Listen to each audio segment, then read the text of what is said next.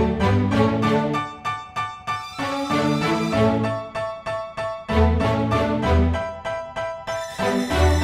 know I've been around and doing it, but now it's my time to shine and start proving it. I'm losing it, I'm moving it. The city is where I'm made, Bostonian flow, I kick it a back bay. Yeah, I got game, God in a fan way. We the city of the champs, every sport we play. Spit wetter than the harbor, yeah, I'm flowing like the Charles. I be speeding on this beat, call it Turnpike Miles. Yeah, it's Buku signing on, John to the Hancock. Welcome back, everyone, to another edition of Once a Week. I'm Giannouloudis, and if you haven't been keeping up with our recent messages, you're in for your treat today, because we got a special segment. We have a guest on the show today, Andrea Urciuoli, who's actually been on Once a Week the last couple of weeks to help us learn about mindfulness and learn about mirroring. And we've been talking, and we wanted to bring to you guys a topic that you have probably heard before, whether you took a course in high school or possibly in college, or maybe just reading on your own. But we want to dive into the topic of ego, because it's very evident in all of our lives, and if we all learn about this on a deeper level, it could help us all in numerous ways. So that being said, guys, let's get right into it. So Andrea, tell us, what is your definition of ego? Thanks, Billy. Minor sniffles today, so excuse that. So the ego. So what is the ego? So for example, if you are in a room and I walk into a room and you're with your friends and I just yell out, "Hey, Billy," and you turn around and you say, "Yeah, that's me. Yeah. I'm Billy." That's you. That is how you portray yourself. That is your sense of self. We all have ego. Some of us have bigger egos than others. Yeah. So it's the image that you're portraying out to the public. Gotcha. Okay. I agree with that, because you can definitely see how people need to portray possibly who they aren't really are to others. We have to portray an image. We want to make everyone feel like we're this better than what we actually are sometimes. Yeah. You know, sometimes a lot of us control this ego on a basic level where we can be our true self out there. Yes. But then that image may not be who we are when we go home. Mm-hmm. And that could open up a door or lead to other aspects. Right. Correct. So through my research, through the mindfulness research, a big ego can actually hinder our life. Okay. It can destroy our work, our relationships, the way we parent, the way we just live our lives. So I was reading something on meditation and the way the monks do this in a monastery. Yeah. So I'm not saying that we need to turn into monks and meditate every day and have no ego, but if we can come to a place of numbing down the ego, shaving it down, reducing it, I'm not sure the proper terminology, but numbing it down is what I read, that resonated with me. Just getting rid of it slightly, or just being aware that I have one, that I have an ego, that I'm slightly wearing a mask right now to make myself look better to you. If we can reduce that just a little bit, this is really cool. A proven fact that if you numb down the ego, you have a sense of self-awareness, calmness. We make better choices, better decision-making. Life just seems to flow better if we could get to that place of authenticity. Yeah. It sounds like it the more you numb it down, it takes the tension away from you, aka mindfulness, which is what we've been doing. You want to give time for yourself. But if you're spending so much time trying to be something that part of you is, but it's not your true self, and you have to give time for that, that's when people can take the tension off, they can relax, they can be their true self. Yeah. But I feel like what a hurdle could be for a lot of people in trying to do this just as it is are they okay with showing others their true self? And I think that's a factor with a lot of people, where we put up so many walls sometimes and blockages sometimes to try. We don't want everyone to see who we really are, and yet when we go home and we are who we are, Yeah. That's when the peacefulness comes. Right. That's when your true self's there. That's when, whatever you want to call it, happiness truly starts to show itself. Yeah. But why do we give it up when we go try to be something new for someone else? Because it's scary. Mm. And we're afraid. Yeah. And we all live our life with this inner turmoil and this fear Yeah.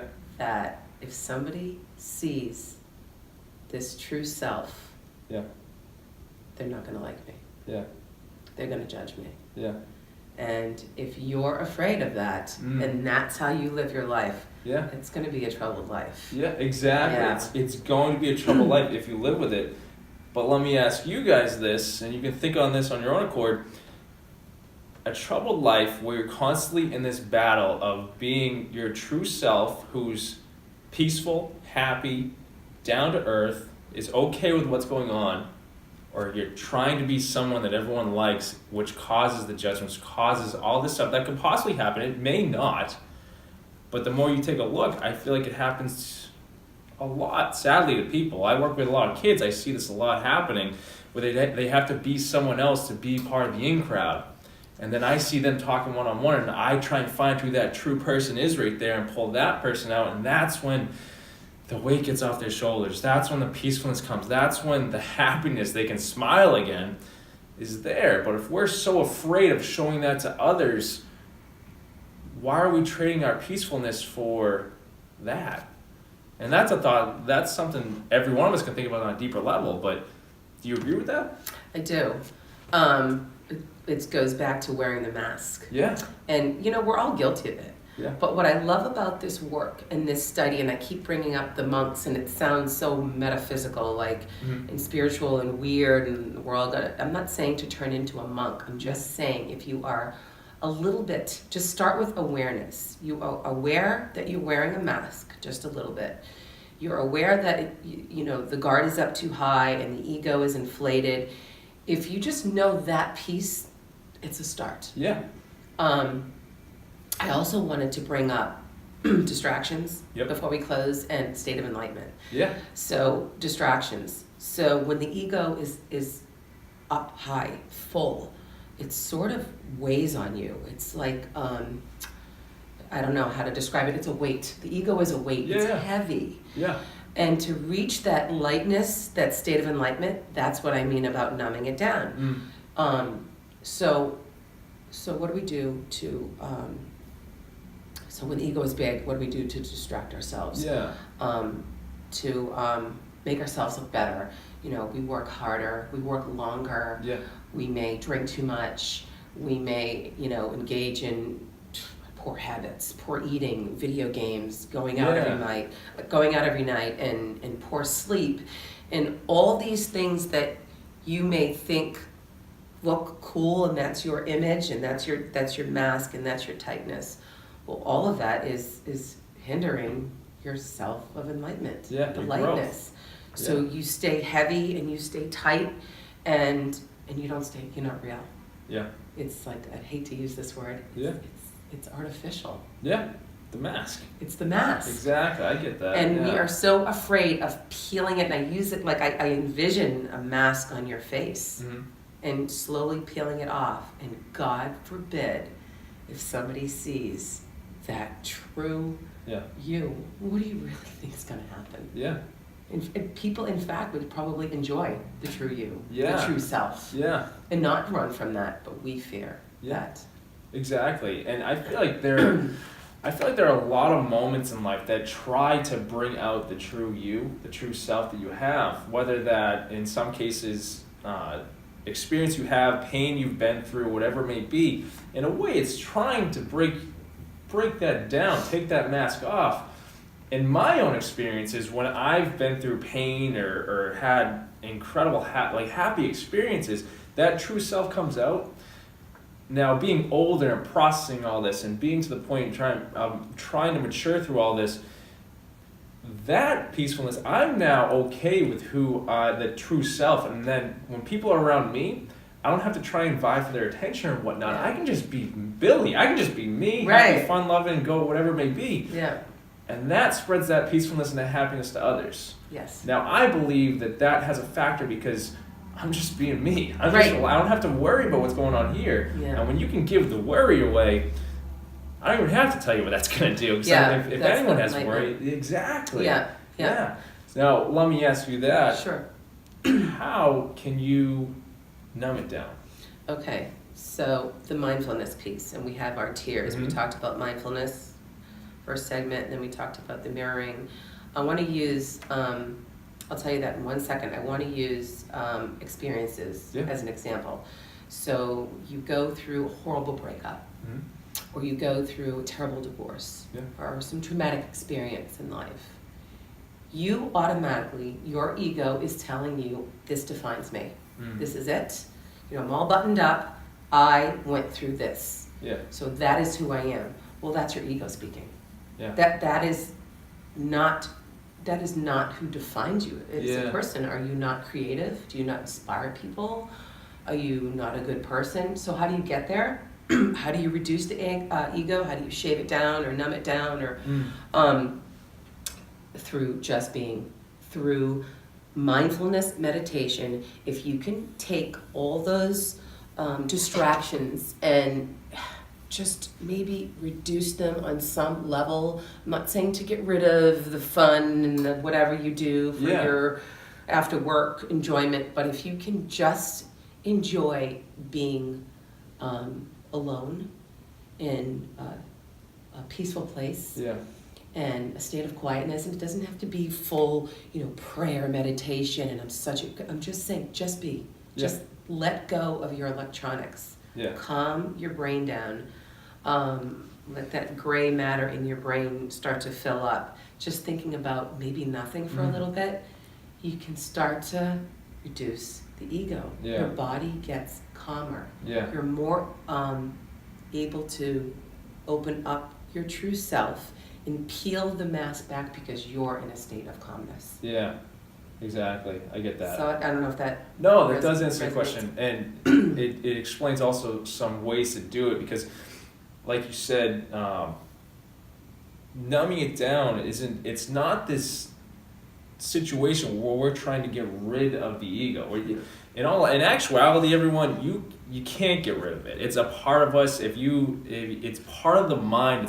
It's composition of the mind. You have the id, the ego, and the superego.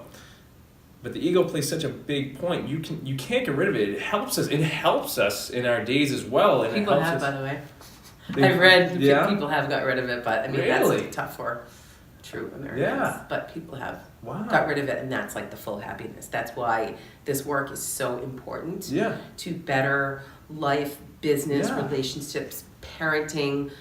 I don't care what you do with your life. Yeah. Even if you're whatever you do with your life, numbing it down as low as it can possibly be Mm-hmm. raises awareness and raises that happiness Yeah. factor in your I life. get that. I get Yeah. that. I like that too. And that's incredible for me to hear that, like, someone's gotten rid of it, because I feel like as much as ego can play such a role in our lives, it has, even if you give it the smallest role, Yeah. it helps you in a lot of situations. Because if your ego also is creating someone who's confident out there, like, technically speaking, you're trying to be confident to be someone else sometimes. Yeah. But if you take that root of that confidence that your ego helped you create and you put it into pursuing a job, pursuing this, it's like, in a way, it kind of helped you out. You don't have to necessarily get rid of it. But what I wanted to mention is, like, if you're not trying to get rid of it, you're trying to numb it down to the point where you can feel that inner peacefulness, that inner self, that true self. And it achieves such a happiness and just a new sense for you that doing it, I'd probably say, just you gotta find connection. Yeah. And some people find connection in so many ways. And what I've learned through 6 human needs psychology and life coaching and helping people with that, connection is one of the 6 human needs, and people do it by so many ways. You can find connection through prayer. Yeah. That's something that I like to do. You can find it through meditation. You can find it through music. Yes. You can find it through walking through the woods or being with a pet, whatever it may be. But that's the simplest form of trying to find this connection with your true self because you're relaxed. Right. You're peaceful. You're just happy. You're not worrying about anything else. Exactly. It's just there. And you tend to be, if you don't mind if I chime in, Yeah. you tend to be less judgmental of, that's another word, I want to get into judgment too. You tend to be less judgmental of other people and yourself. Yeah. Because when that ego is so high, you are severely judging yourself, because you're living in a state of inner conflict of, I gotta get up in the morning and I do all this and nobody's watching me right now, and I'm home alone and it's carefree. But as soon as I put my foot out the door, Yeah. I'm gonna put my mask on, ego goes up, and I want everyone to think I'm this perfect person. Exactly. So as you are being that perfect person, you're already starting to judge. Yeah. So I was reading this online. This guy did a barometer, like a judgment test, and this is a really cool exercise for everyone, Okay. even super nice people like Billy. Let's say me. To test yourself. Yeah. Like, how many times do you judge anything? I don't care where you get gas, or maybe you judge yourself because you didn't say something right, or you did a video wrong, or how many times in a day? You wouldn't even be able to keep the chart. Yeah. Because the number is, there wouldn't be a chart. Yeah. The average person would go through a notebook of how judgmental we are during the course of One day. Exactly. So now imagine in a lifetime how unhappy people are. Yeah. We talk about, the depression and anxiety in 2 seconds. Exactly. But so you're constantly, the ego's up, judging yourself, walk out the door, judging everyone else. That's a pretty sick feeling. It's a lot of weight on your shoulders. It's a lot of heaviness, it's a lot of weight, and that's where the depression starts. Exactly. The anxiety starts. Exactly. That's exactly what I was going to lead into, because truthfully, when you're trying to be this person for everyone else, or the judgments come in, or you just feel like you have this weight where you need to be this person, your ego is taking over there. But then you go back and you can take the weight off, but then again, you have to go be this person. Yeah. Wouldn't that lead to depression? Wouldn't that lead to anxiety? Wouldn't that lead to anger? All these negative emotions, negative traits that just come at us daily. But if you're trying to be someone you're not, and then you go back being the person that you are, but you can't go out there and show that to everyone else, that leads to that negativity. So that's even more of a reason to take a step out and be your true self, and at least give time to find out who that person is. Right. And it's not an easy. Yeah. You can't just tell somebody, reduce your ego, exactly. tone it down a notch, and have a great day. No, it's practice. Oh yeah. But the more you study, you don't have to study. I don't want to tell the world because they're going to roll their eyes. The more I'm studying mindfulness, they don't have to study mindfulness. I'm attracted to it. I resonate with it. I love it. It's changed my life. I don't, talk about my experiences. I don't feel labeled because I got rid of all that through this work of mindfulness. I reduced my ego through meditation. I know it worked for me. Maybe somebody might think that's too much. It's too out there. It's too metaphysical. But it works because I do feel a sense. I feel like I feel calmer. Yeah. I feel like I'm able to make some tough decisions or go through. If something was thrown at me that was really difficult, I believe I can handle that now because I don't feel the fear anymore. It's the fear, the worry. It's still going to be there. We all have fear and worry. I'm not saying turn into a... You're not focused on it though. You're not focused on the tough situation. You're focused on the fact that, like, hey, I got this. The outcome. Exactly. And you get through it. Yeah. Yeah. So detachment. So if we can detach from the outcome, if you can sit there and say, let the chips fall where they may. I believe it's going to be this way, but if it doesn't happen that way and I'm detached from the outcome, it's such a lighter way. You can't just hold on and think, I'm going to do it this way, and I want the outcome to be like this, and then I'm going to be happy. Well, if you think that way, it's probably going to just fall apart. Yeah. Because you're holding on to it. You have to let life go. Yeah. Take its course. Yeah. You have to. This sounds clean. Lighten up. I like it. There you go. You gotta lighten up. That's awesome. So. But yeah, like ego is such a big topic. That's why we wanted to bring it to you guys, to numb the topic down so you can try and numb it down yourself. But we want you to numb it down. You don't have to get rid of it. Numb it down to an extent, because you achieve such a new sense of peacefulness. You achieve a new sense of happiness when you take a second and take a step back to figure out that true self that you are. But that comes from numbing down the ego. Now, that being said, Andrea, is there anything in closing that you feel we didn't get to say today? Well, we talked a lot, and we took a ton of notes, and I don't like to stare at my notebook, but raising level of consciousness. That's the last thing I want to close with. Yeah. So we're just sort of sitting here, Billy, you and I, and we don't have all the answers. And that's what I like about this. Yeah. It's real and authentic, and we come together in this small space, and we talk about stuff that resonates with us, and we help kids, which helps our families, and it's just a level of awareness. Test yourself, try it. Just try to numb it down, shave it down through just being, just using your breath, and letting it go, maybe peeling the mask off a little bit to let people see the real you. It might be scary, but it's just taking a step forward in life to be happier. It might be scary, but then again, those steps that you take, those steps of faith that you take, whatever you want to call them, that's what leads to the true growth. That's what leads to the true self. That's what leads to the happiness, peacefulness, everything we've been trying to get across to you guys today. So I appreciate that. Okay. Yeah, and Andrea, I thank you again for being on the show. Thank you. And guys, keep your eyes open, because Andrea will be back, and you'll get more of these incredible topics. But make sure you hit that subscribe button, make sure you hit that like button, and please share it to someone who you feel might get something out of this, who might resonate with it and could help them out. Have a good one, guys. Thank you.